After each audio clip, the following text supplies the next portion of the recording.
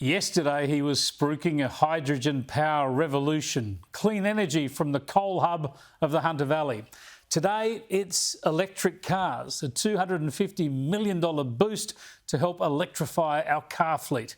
No, this isn't Bill Shorten in 2019, it's Scott Morrison in 2021. He's either aping Labor policies or he's leaving Labor with nowhere to go but further into the extremes. Here was the Prime Minister just 3 years ago.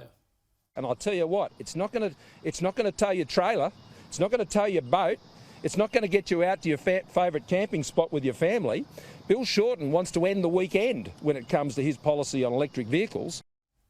There you go. I reckon he's still right, but here he is today, a picture opportunity with an electric car, throwing bucket loads of our money at charging stations and urging Australians to make that choice in the hope that we'll have 1.7 million electric vehicles by the end of the decade. Currently, we're buying about 1,000 a month, so good luck. But the Prime Minister says there's one big difference between his approach and Labor's.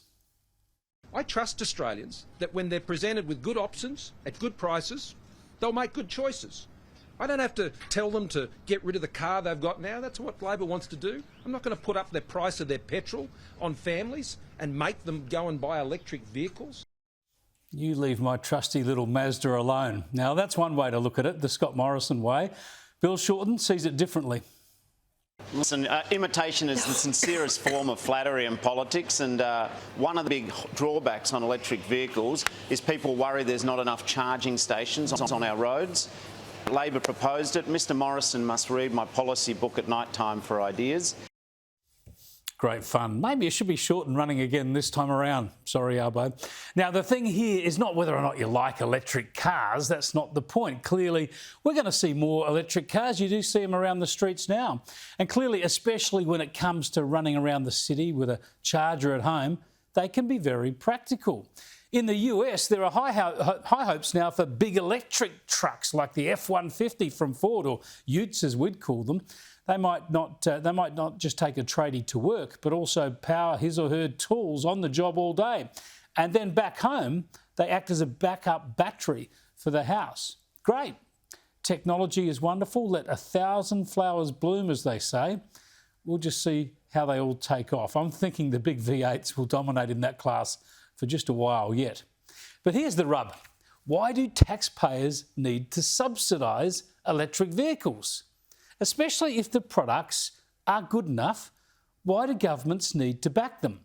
You want an electric car? You want a charging unit for the car at your home? Buy it for yourself. As for charging stations, it's a no-brainer for petrol stations, surely, to find room for some fast chargers to cater for all vehicles and sell the electric car owners a burger while they wait.